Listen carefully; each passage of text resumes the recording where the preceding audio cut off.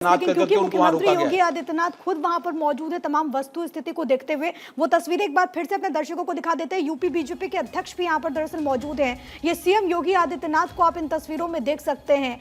कैसे ये घटना घटी, इसके पीछे के कारण को ढूंढने की कोशिश लगातार वहां पर प्रशासन के स्तर से भी, और उसको लेकर के अपडेट्स इस वक्त मुख्यमंत्री योगी आदित्यनाथ तक जो अधिकारी हैं वो पहुंचाते हुए। इसके अलावा क्योंकि जो बड़ी बात सामने आई है कि एक नहीं कई सारी लापरवाहियां हुई हैं।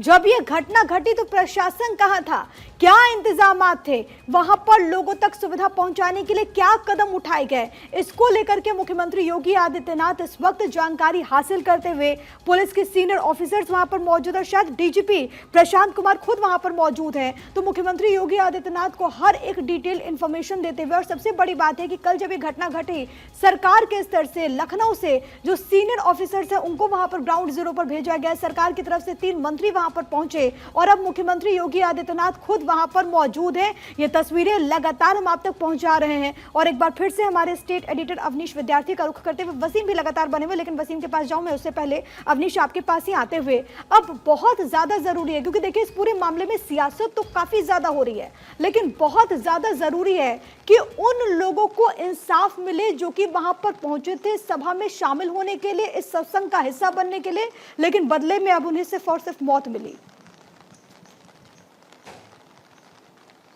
जी हाँ, बिल्कुल। और इसीलिए हम बार बार जो सवाल उठा रहे हैं वो इसी बात को लेकर के कि इस तरह की घटनाएं जब हो जाती हैं, इतना बड़ा हादसा हो जाता है, लोगों की मौत होती है, इस तरह के किसी आयोजन में या फिर आमतौर पर किसी धार्मिक स्थल पर हम देखते हैं भीड़ भाड़ बहुत ज्यादा हो जाती है, अनियंत्रित हो जाती है, घटना होती है, उसके बाद हम बहुत सारी बातें करते हैं लेकिन उनको अमल में नहीं लाया जाता और फिर शायद अगली घटना का इंतजार किया जाता है। यहाँ भी कमोबेश यही दिखाई पड़ा।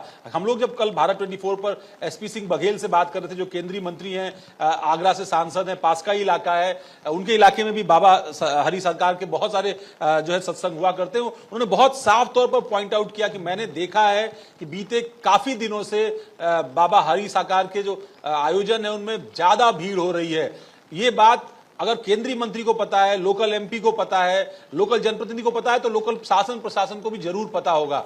ऐसे में अगर इस तरह की बड़ी भीड़ हो तो उस पर किस तरीके का इंतजाम हो, वहां पर फायर का इंतजाम हो, मेडिकल इक्विपमेंट का इंतजाम हो, सुरक्षा के लिए पर्याप्त इंतजाम हो, क्योंकि किसी भी वजह से किसी परिस्थिति की वजह से कोई भी अप्रिय घटना वहां हो सकती है। अगर आप इस पूरे रिपोर्ट को, जो मैंने एसडीएम की रिपोर्ट भेजी है, उस रिपोर्ट पर गौर करें तो बहुत साफ तरीके से कैटेगोरिकली ये रिपोर्ट कल ही भेज दी है एसडीएम ने, कल देर रात ही भेज दी है। उस रिपोर्ट को अगर आप पढ़ें तो आपको समझ में आएगा कि वाकया कितनी, जी हाँ, कितनी आसानी से घटना होती चली गई और हम कुछ नहीं कर पाए। किस तरह से घटना हुई कि बाबा का भाषण खत्म हुआ, बाबा भाषण देने के बाद अपनी गाड़ी में बैठे और जब निकलने लगे तो अचानक जो है वो उनकी चरण रज लेने की कोशिश शुरू हुई और उस कोशिश में जो लोग आगे थे उन पर पीछे के लोगों ने दबाव बनाना शुरू किया।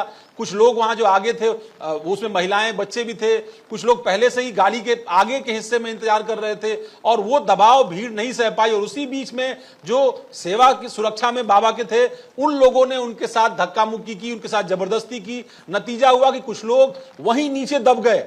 बारिश हुई थी, लिहाजा कीचड़ भी बहुत ज्यादा था। जो खड़ंजा लगाया गया था सामने, वो खड़ंजा उखड़ गया, वो और नीचे या तो दब गया, और नतीजा ये हुआ कि लोग गिरते चले गए और उसके बाद फिर ताश के पत्तों की तरह एक दूसरे के ऊपर गिरते चले गए और सिलसिला बन गया। लाशों का एक पूरा सिलसिला वहां पर दिखाई पड़ा। हम नतीजा सामने देख रहे हैं।